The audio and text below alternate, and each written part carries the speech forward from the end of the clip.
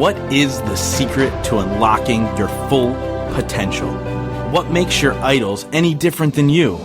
How do you become the person you've always wanted to be in life? This is where you get all of your questions answered. My name is Justin Shank, and I sit down with some of the most epic individuals who are changing the world with their actions in business and in life. We discuss how they did it, why they pushed themselves, and more importantly, how they were able to focus on continuous growth to achieve their dreams. Welcome to the Growth Now movement. This week, I sit down with InQ. InQ is a national poetry slam champion, award-winning poet, and multi-platinum songwriter.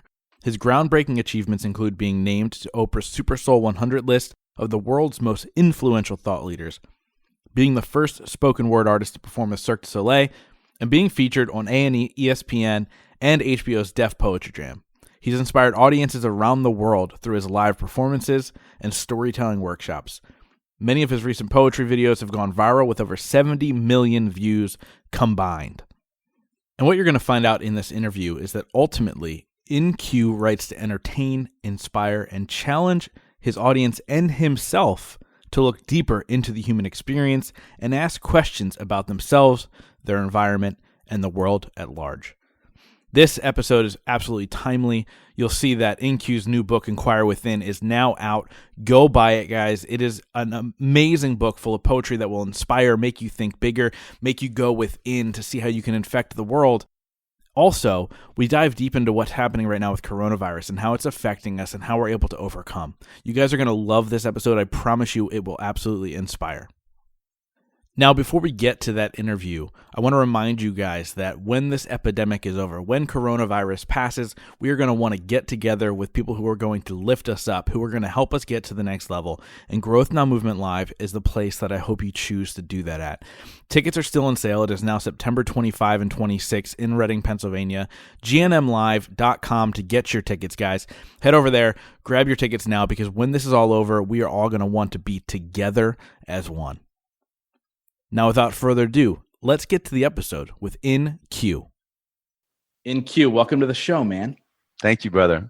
Yeah, I'm excited about this conversation for a number of reasons. One, I saw you speak at an event years ago. I mean, at this point, it had to have been 4 years ago. And I was like, what even is this? What is this spoken word poetry? I was blown away. I didn't even know really kind of what this world was all about. And your story was phenomenal, and your approach and all the things you speak about. And now you're coming out with this phenomenal book. And I think this episode will air the same day the book comes out.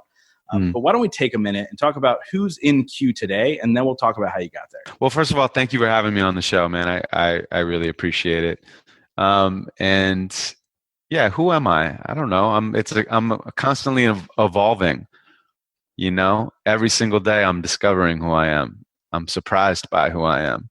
How I got here to be a professional poet is, you know, I was born and raised in Santa Monica. My mom, I was a school teacher, so my father wasn't around. She raised me on her own. And when I was like 13 or 14, I fell in love with hip hop and, you know, started freestyling and writing. And I absolutely loved the art of freestyling. You know, I was just completely taken by the music and the freedom of the expression. And when you're freestyling, you know, you can't think about anything else but the next word. So it kind of puts you in the moment in a way that nothing else can. I assume it's similar to, like, in a very different way, but like rock climbing or like, you know, UFC fighting, whatever, you're in the moment. You know, you're forced to be in the moment. All you can think about is the next word and the next rhyme. And so I think it did twofold. It was my first form of meditation. And then also it was basically an outlet for all of the unresolved shit that I had no other way to get out of my system. And then when I was 19, I wound up at an open mic for poets in Los Angeles called the Poetry Lounge. And I started doing my rapping a cappella. And it was the first time I had ever been in an environment where people were celebrated for their vulnerability. And so someone would get on stage. I mean, it was 250, 350 people every Tuesday night that showed up at this place called the Greenway Court Theater. And, you'd sign up on a list and you'd get up and if someone said something that was true and real, the audience would respond the way someone would need to drop a punchline in a battle rap. They'd be like, oh, and I just was really moved by that. And I loved the environment. So I went back every single week for an embarrassing amount of time. I mean, it's been going on for 20 years. And eventually I ended up being on HBO's Def Poetry Jam, and that community became a family, and we won the National Poetry Slam Championships together. Wow. And one day I woke up and realized I was more of a poet than an MC, and that's where my journey began. I love that you mentioned, it was the first time people were celebrated for being vulnerable. And I know a lot of what you write is very vulnerable and open and things that the world's going through, and we'll get into all that stuff. But what was it about that feeling when you opened up and you were vulnerable and getting those reactions that it really became your lifestyle? Well, first of all, everyone there was so talented. So that was my artistic college. I never really went to college. I went to SF State for 1 year. I came back. I started, I wasn't really ever interested. I wasn't a great student. When I came back to LA, I went to SMC for like 6 months. I got in a fist fight on campus. I was just unhappy, man. And I just left. I was like, and I started pursuing my art full time. So that's the first thing, is that this community was where I learned how to use my voice, because I was around so many other incredible artists. And I think the thing that drew me in about the vulnerability was that I could explore anything that was going on in my life. I didn't have to put on this cloak of invincibility to be accepted. And in exploring all of the different thoughts and emotions and experiences that I was having, and being able to share them on a stage and to be witnessed and to be accepted, I think that there's a process of alchemy there. There's the feeling of if you share something true and people see themselves in you, you're mirroring humanity and everyone feels less alone. Yeah, no, I love that, man. And so I noticed this about you, where you kind of carry yourself in this great calmness. Like even when you're performing and the energies in what you're doing, there's a calmness about you. Where do you attribute that to? Because I think a lot of people want that in their life, but there's this constant crazy that's happening on the inside. Well, first of all, there's a constant crazy that's happening on my insides too. And if people, it's an interesting thing about hero worship in general, not to say that that's exactly what you were saying, but this is where my mind went. When you look at someone who does something and you say, wow, I wish I could do that, or I'm inspired by that, our culture trains us to put them on a pedestal. And it's this idea of they are superhuman in some way, and that's just not reality, man. And I think that when you put someone on a pedestal and you turn them into a hero, it's almost that their accomplishments become discouraging rather than inspiring. Yeah. Because you're so separate from them, you think, well, how could I ever achieve those things? I mean, I'm just like a normal person, and, they probably have something special that made them be able to accomplish that. And so that's why when people come up to me and they're inspired by my work, and they go, man, I really look up to you. I'm like, don't look up to me. Look at me. I mean, really look at me. I'm trying to figure it out like everyone else. And that's why I write. I am the first person in my audience. I am talking to myself. My poems are either me purging or praying or both. And this is an opportunity. I mean, how lucky am I? I get to say the things out loud that remind me to live my best life over and over again to other people. And so that's what I would say is my calmness. Sure, I do a lot of specific things that help me maintain, but what you see on the outside is not always what's going on the inside. And especially in this moment of uncertainty and anxiety, there's a lot going on, man. Human beings, we have this need to try to grasp onto things, to keep them understood, to have control. And this is certainly a global moment where no one is in control. And so we're either going to fight against not having control, or we're going to accept that we don't have control and do the best that we can individually and collectively. Yeah, I love that you said that. I literally just had this conversation with my girlfriend, by the way, which is why I'm in this strange area right now. It's not where I normally record podcasts. I'm locked into her house in quarantine. But I just had this conversation with her because her son is having a hard time transitioning into the new way of school, right? Learning over Zoom and doing all this stuff. And so I had the conversation with her so she can go talk to him. It's not my role, to say, look, like, we can only control what we can control. There are things that are changing, and this is the new reality. And how do we approach it versus, trying to approach it the way we used to? And to talk about what's happening now with COVID-19 and essentially this world shutting down, there's so many connections between that and your book. And it's all by chance. Obviously, none of us knew this was happening, but let's talk about that and how that's affecting you and how you're addressing it and how you're changing what you have to do because the world changed around you. Yeah, I mean, the book is called Inquire Within. And on the cover, just for anyone who is actually watching this, it's a tree. And then, of course, the branches mirror the roots. But then when you turn it to the side, it's lungs. Mm. And the two halves of the book are inhale and exhale. And inhale is the personal poems. It's almost like my personal poetic journey. So it's poems about, my father and my mom and just how I became healthy and all the different things I had to learn along the way. And then exhale is about the social and political stuff. And so it's really ultimately change yourself, change the world.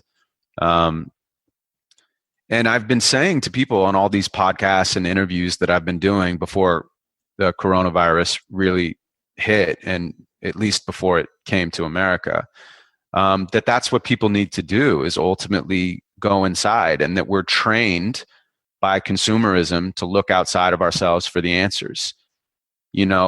Everything is trying to take from you these days. It's trying to take your likes. It's trying to take your love. It's trying to take your money. It's trying to take your time, which you can't make more of. It's trying to take your information now. Your information.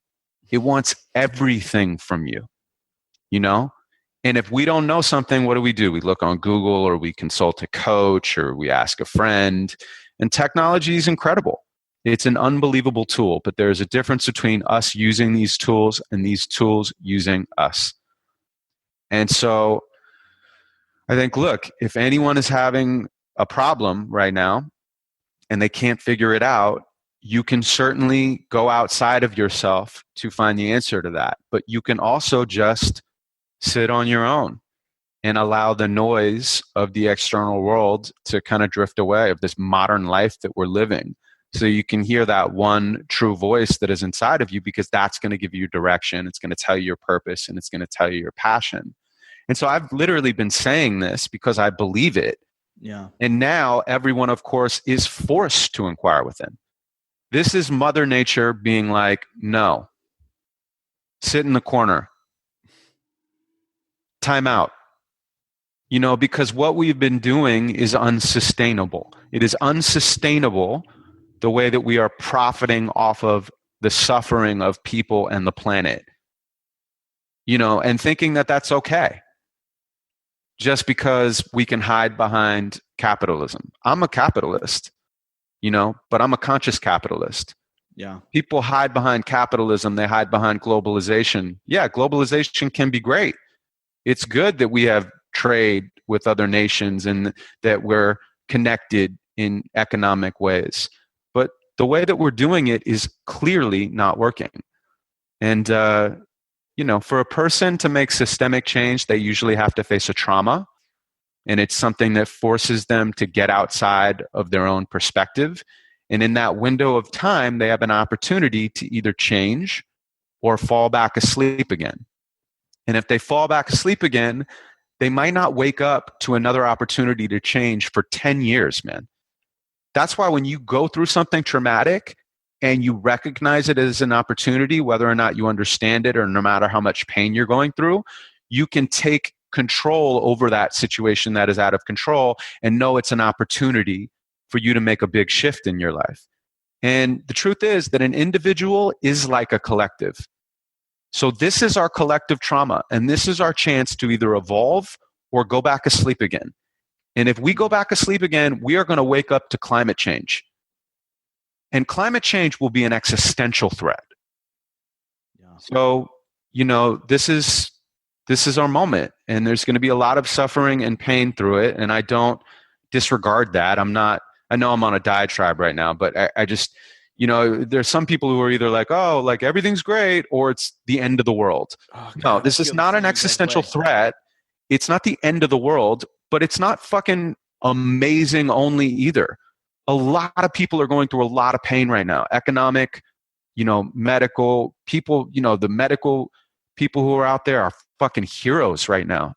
But it's a global moment. There's never been a moment that all of us have been alive that the whole entire planet is thinking about one thing. So there's something really powerful about this. There is. And so when you talk about going within for the answers, how's somebody able to quiet the noise around them in order to receive that message that we all have inside of us? I think you can do it in different ways. You can certainly do it through techniques like meditation or like yoga, but you can also just sit in nature. People think that you need to be around other people to feel less lonely. Nature can make you feel less lonely. Open up to the life around you in nature, or just turn off your devices and just sit. I know it sounds weird, but like, when's the last time you've actually like just sat down without any distraction and not done anything? Yeah. And just sit there for like a half an hour and see what comes up, because you might be surprised. It's difficult for us to just be. And there's something really scary about that. I think that's where a lot of problems are coming from, is we can't just sit in silence. And if we can't be with ourselves, how can we be with other people? Dude, the wisdom just is flowing out of you right now, and it's so true. And so when you think about your poetry, is this your inner thoughts coming out that you put on the paper and then obviously make it beautiful as well? But is this when you shut off your phone, you shut off your computer, and you just sit, and then this is what comes out? Like, where does it all come from for you?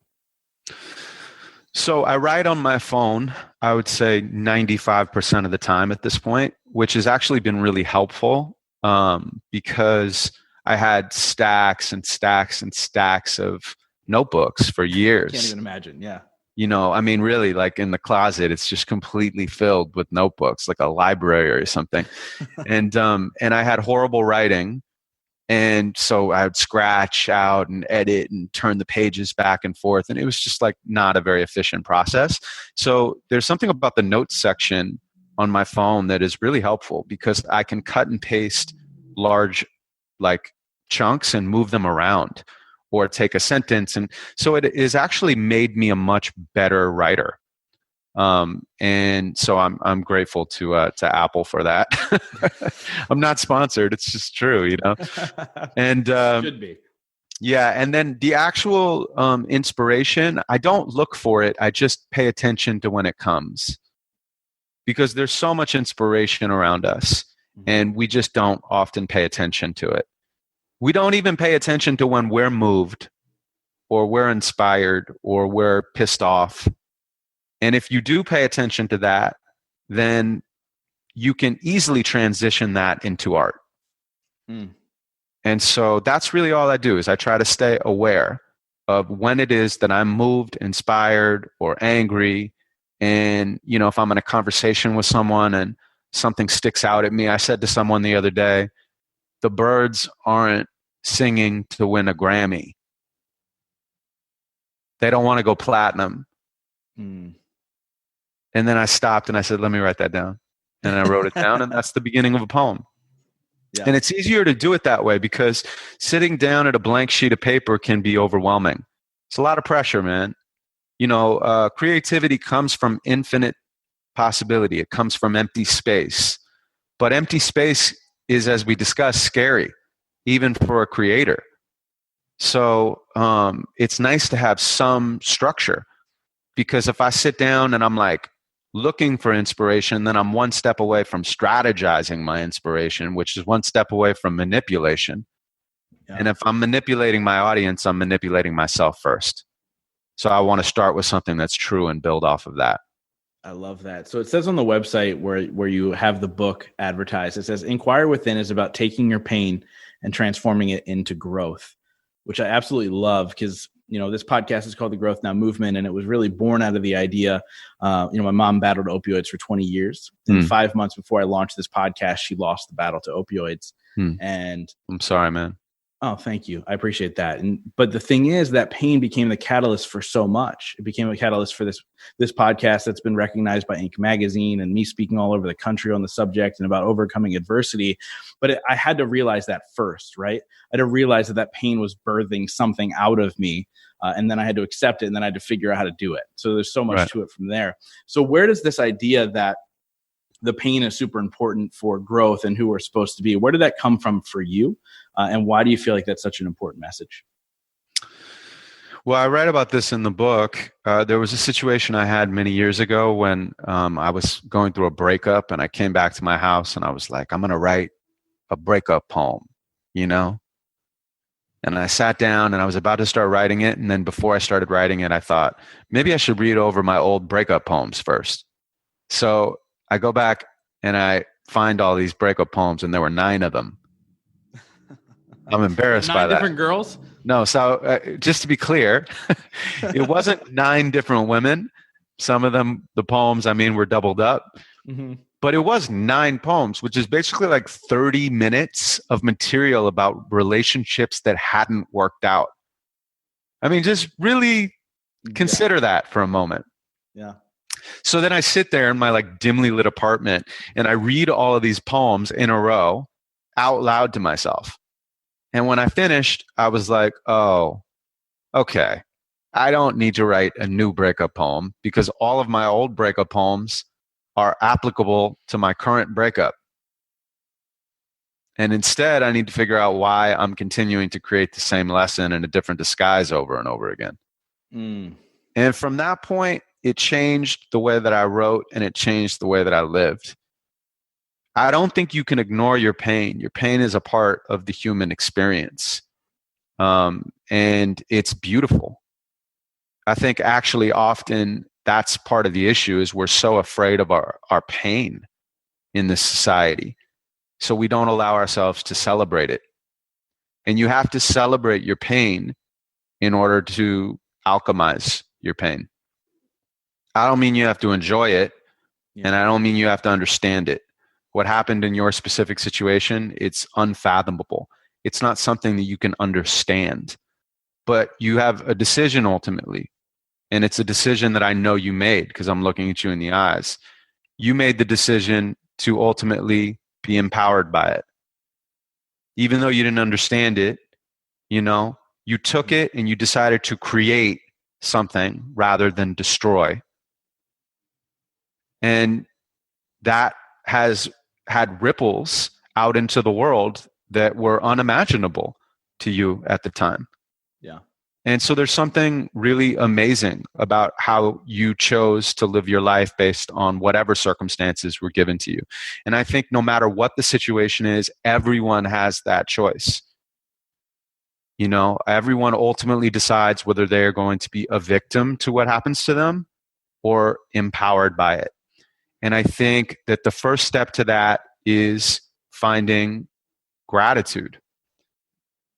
And this is important, even as I said, even if you don't understand it, even if you can't understand why this happened, you have to assume that there is a reason because it made you who you are. And so you have to find a way to be grateful for it. And then if you're grateful, you can find a way to forgive yourself and anyone who you feel like wronged you in your life. And that is true freedom, because any hate you have for someone else is not something that they feel. It's something that you feel. That's so huge, man. And I talk about something very, very similar to that. and I think so many people do. You have Ed Milet who talks about life is happening for you and not to you. And so many people, that talk about these things, but it's so true. And every single person I've come in contact with through this podcast, and I've been blessed with the guests like yourself, they've been through some sort of hardship, trauma, whatever, but they've been able to come out the other side. And that's really the idea of this podcast, is to say, look, like, it doesn't matter where you are today. What matters are the choices you make today to create a better tomorrow for yourself. And you look at your situation currently, right? And we're going to continuously run into those things. So you look at your current situation where you had all these live events planned and this, that, and the other thing, and they've all been squashed because of coronavirus. And you go, well, how do I make the best of this situation versus this is the reality, everything's doomed, I push everything back, and so on and so forth. And so when you approach these things in life, how do you find the right answers? Do you have a team of people? Is it you just sitting with yourself? How do you find the answers to come out on the other end, a step above? Well, definitely I try to keep people around me that are seekers, from my team. My manager, Kevin Heckmed, is amazing. He's an amazing human being. He's somebody that I respect and admire. Sophia, who's working on the book right now, is amazing. Andrea Barsby, who's my agent, is an amazing human being. I only work with people that I like. And I decided that a long time ago. And then we only have a very short amount of time on the planet. So the friends that I keep around me are really, really incredible people, and they hold a true mirror back out to me. And, there's that saying, you are the 5 people you spend the most amount of time with. Mm-hmm. And so you should really consider who you're spending the most amount of time with. And it's something that I constantly do. And I also hold myself to the same standard of how I show up for other people. And then my girlfriend is fucking incredible. She really is.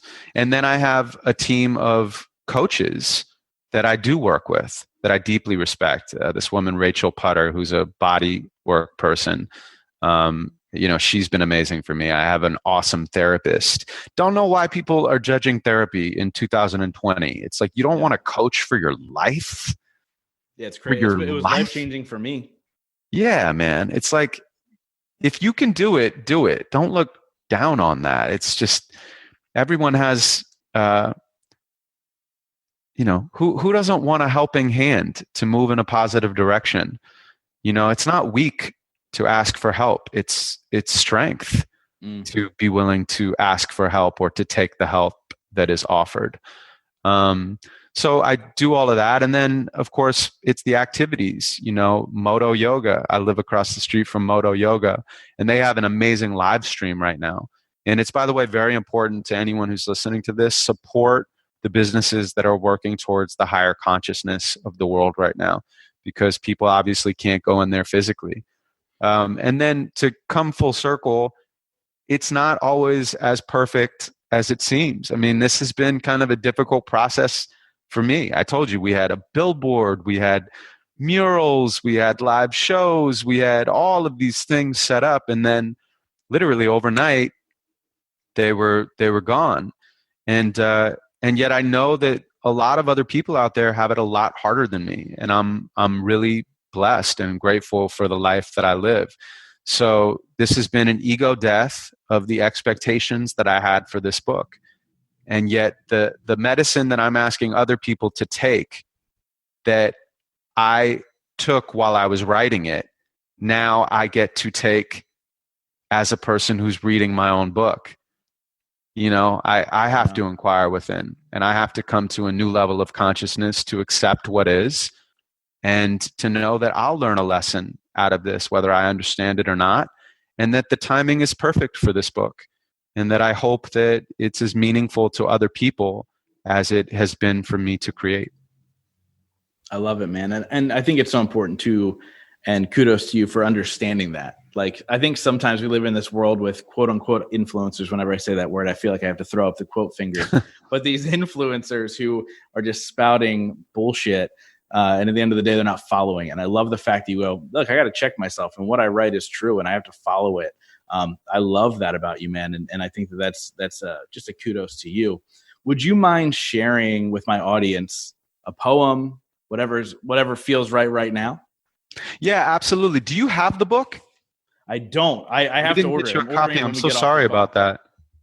Let me let me see. Usually This all happened very quickly because of Kevin. So you and I talked a while back and we're like, yeah, let's do it. And then it became, let's wait for the book, which makes total sense. And then Kevin was like, oh yeah, by the way, can you do this in like 2 days? I was like, sure, let's do it. I know Kevin's great like that. It was awesome, man. It worked out perfectly. Let me look through this book and see. All right, how about this? Most people don't change. I mean, they won't change.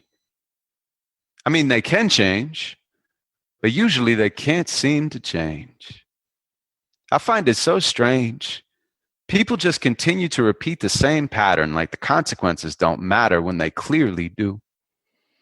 What if God put a magnifying glass over you, over me, over everything we see? And this world is an experiment for your soul to survive separated from our infinite whole. I wouldn't know joy unless I knew pain. I'm looking for a new way to say the same old thing. They say the same old thing and then expect a different response. It's hard to explain. I guess the heart wants what it wants. I used to think I was right or wrong. Now I know I was wrong, so I write. Darkness is a form of light. I used to think I was mad at you. I was really mad at me, but in retrospect, that's how it had to be. I used to think I knew some shit. Now I know I don't know shit. But at least I know enough shit to know I don't know shit. Shit. I'm a hitchhiking ghost trying to find his way home. Every mistake that I make, I put inside of a poem. She wants to change her man, but she's focused on her man. She should focus on herself, rearrange her mental health. He wants to change his girl, but he's focused on his girl. He should focus on himself, rearrange his mental health. We want to change the world, but we're focused on the world. We should focus on ourselves. Why do I repeat myself? Everybody's superpower doubles as their kryptonite. I think too much to sleep at night, but that's what makes me rip the mic. When I think of superheroes, I think of superhuman. I think of Superman, Black Panther, and Wonder Woman. Usually they have a cape or a mask to hide their face. They have X-ray vision and superhuman strength. Some can even breathe in outer space. They fly around a while, but always come back to keep our cities safe. They're here to save humanity from itself. It's a metaphor for how we look outside ourselves for help. And while the fantasies are fun, I choose to look to me and you. Yeah, we love superheroes, but we have superpowers too. Ooh. It starts with being open to this moment. If you do, then you can own it. Besides, it'll be gone before you know it, so don't blow it. You owe it to this second of eternity to show up, embrace the possibilities, and slow up. Take a breath, look around, see the sights, hear the sounds, feel the ground. Notice how the gravity holds you down. You could be anywhere, and yet you're here. When you embrace it as your own, you can overcome any fear. And real courage is looking in the mirror. It's deciding what you want to do, then making it appear. It's creating out of thin air. You must be doing something right if you got scared. Otherwise, you wouldn't care. It's a process to get here to there. We're on the journey and we're learning. But building muscle means you're going to feel some burning. So don't deny it. Simplify it. Try it. See if it can work for you. Change perspective to get a different view. And don't forget, you got to laugh at the truth. Because sometimes a sense of humor is the only thing that pulls us through. I mean, it's medicine if you can let it in. An attitude of gratitude will bubble up from within. So even when the storm clouds block the blue from your sky, you'll remember that the sun is waiting for you on the other side. And having fun is something we must decide. From the lows to the highs, it's all a part of the ride. I can throw my hands up or hold on for dear life. But I'd rather live once than have to go to hell twice. Compassion is my passion. Empathy is my gift, but my growth is incremental as my consciousness shifts. So I create from the abyss, turning my pain into gold. I'm an alchemist, an optimist, and an authentic soul because I believe that life is good, even when it hurts to see. I believe in superheroes, and I believe in you and me. I believe in superheroes, but I don't look for them above because they exist inside us all, and we save the day with love. Oof. Wow.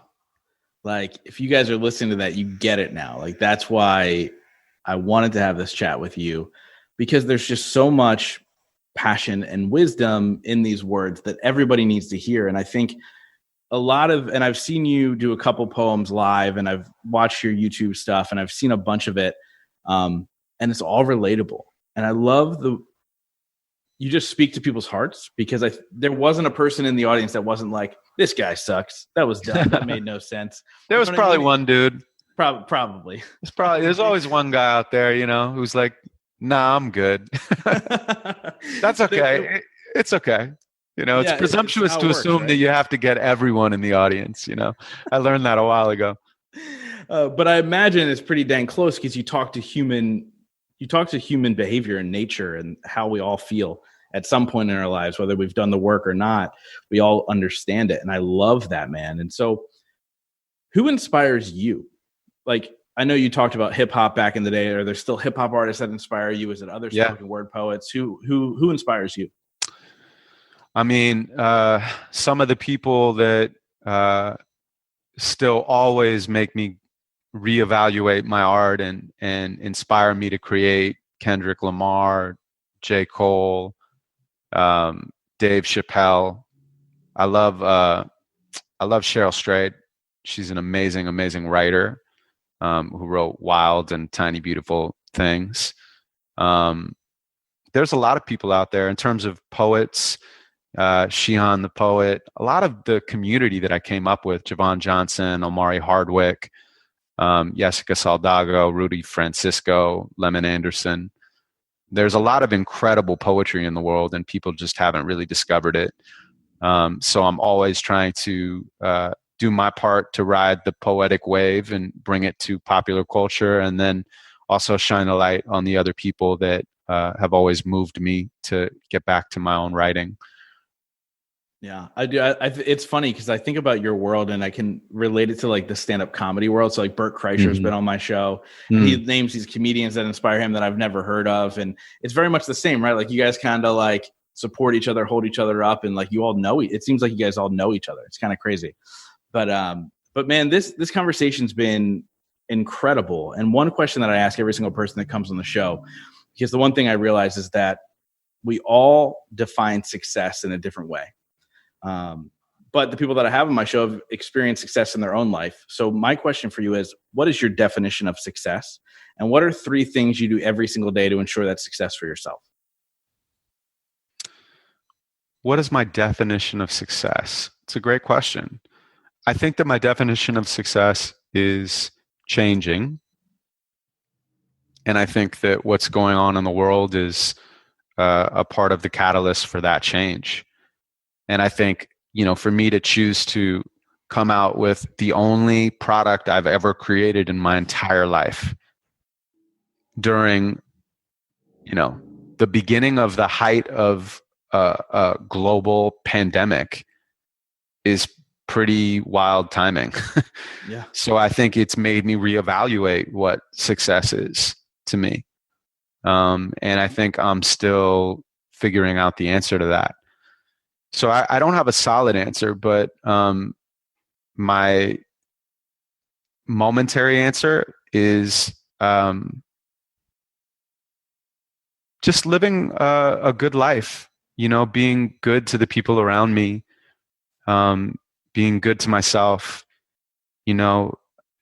and trying to be good to the world at large. I know that you can't take anything with you. Your whole life is about letting go. you build everything up. You build up your personality, you build up your business, you create, a book, whatever it is, you know, you build up all these relationships, and in the end, you leave it all behind, man, including your body, your identity. And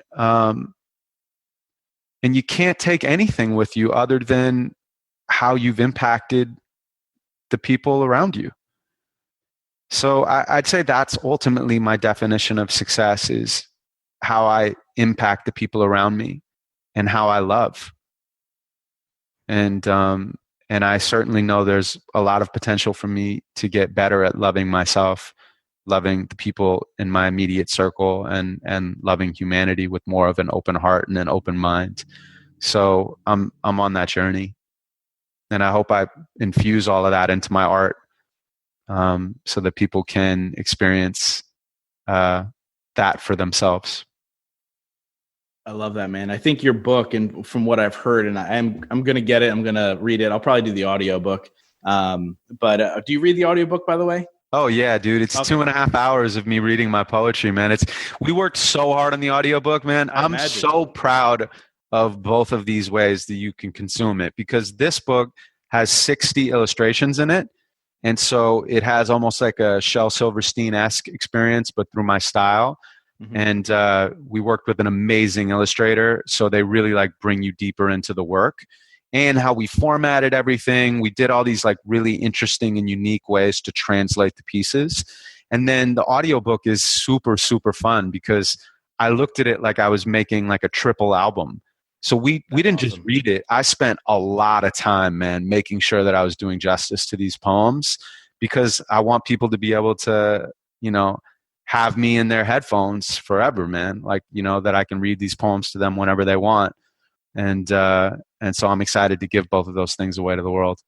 Yeah, that's amazing. And so look, here's the thing. I think that the world has always needed this book, but it really needs it now. And when you look at what you're going through as far as completely shifting how you're promoting and getting it out there and having to cancel things, it's showing me, at least in my head and my thoughts, is it's showing me how much more this world needs it, right? And what else can we do to get this in front of people? Because it's an interesting time, man. I'm not the end of the world person, and I'm not the everything's fine person. I'm right in the middle, and it's interesting to watch the tug of war. But like you said earlier, or you alluded to earlier, I think this is supposed to show us all something, and your book can be the guidebook for people to open their eyes a little bit more, and get closer to that thought of okay, this is within. This isn't the world pandemic. This is a personal pandemic that we're all dealing with. And I'm grateful that the book is out now. And I know it sucks in your head, but it's more needed now than ever before, which is crazy. So let's get to the important stuff, man. How do people get a hold of the book? How do they follow you? What's all the good stuff? Yeah, so you can order it now, and any orders now help us get on the bestsellers lists, which will push the poetry out far and wide. So if you're listening to this and you love the book or you love my poetry, I promise you're going to love the book. So definitely get it now. You can get it at my website, which is in-q.com, inq.com. InQ is short for in question. And I got that when I was 15 years old. And my friend named me that. And then, people started calling me Q. I rarely heard my real name after that. Or you can get it on Amazon or Barnes & Noble. We worked so hard to get it into independent bookstores. It's in independent bookstores all around the country, but now people can't go in. So, you can look on your independent bookstores as well. If you can order online, but definitely Amazon, and then Audible as well. And those are probably the best ways. And if you get the book on social media, I'm at InQ Life. But there's no dash there. It's just INQ Life on Instagram and Facebook and stuff like that. And just tag me. Let me know what you think of the book. I would love to hear people's responses. Awesome, guys. Make sure you go grab it. Obviously, you heard the little snippet, the one poem. It's packed full of that stuff where you can read it in your own voice, or you can hear him read it, via audio. But obviously, this podcast is called The Growth Now Movement. And so I wrap up every single episode with this one question. And that is, in your life, what has been your biggest moment of growth?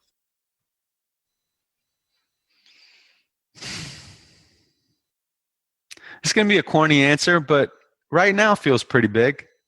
Yeah. Just right now. I mean, look, dude, this is an insane time. No one alive has ever experienced something like this. No one. I mean, we don't have anything to draw from other than other people's writing of history. No one can say, yeah, I went through this and we should. No. This is some wild shit. Yeah. And yet, you mentioned earlier about how people are changing. People change and adapt when their environment changes. I used to think, like, why do human beings always have to answer whatever the next question is? Why are they forced to move forward? And I thought, well, maybe it's something like in our DNA about like curiosity. But then I realized, no, it's not that. Like, why did a single cell organism crawl out of the ocean ultimately and create life on land? It was probably not curiosity in their DNA.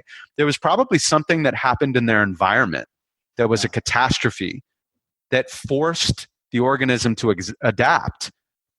And so, I'm not saying that it's the exact same thing in this moment, but we are all now forced to adapt and to find new ways to look at ourselves, our business, and our world. And I would say it's just in the nick of time. Love that, man. Q, thank you so much for coming on and sharing your wisdom. And thank you for writing this book that's so needed in a time when you didn't even realize it. This has been amazing. And if there's anything I can ever do for you, let me know. Thank you, man. Ditto. And I really, really, truly appreciate you having me on the show, man. Thank you for sharing me with your audience. Yeah, thank you. Thank you guys so much for being a part of the Growth Now movement. This is how you can really help me out. If you guys enjoyed this episode, please share it out on Facebook, Instagram, Twitter, all that fun stuff. And let's grow this movement to epic heights. And it's all going to be because of you guys. Thank you so much. And we'll see you next week.